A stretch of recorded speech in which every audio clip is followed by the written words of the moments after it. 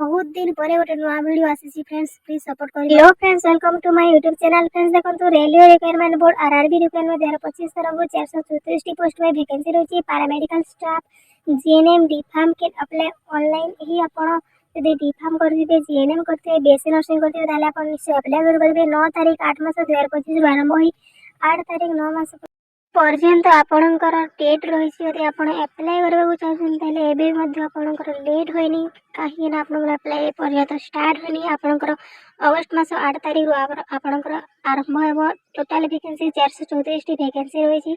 आपड़ जो एप्लाय करने चाहते सब डॉक्यूमेंट ठीक भाव में रखु। एप्लाय टाइम आसले निश्चय एप्लाय करूँ।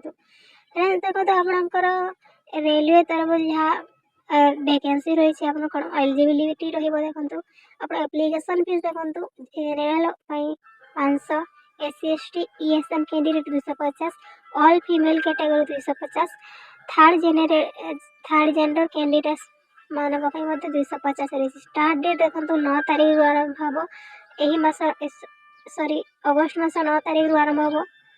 मिनिमम एज 18 ରୁ 20 वर्ष आपणकर रही। Maximum is 40 for GNM and BSc nursing.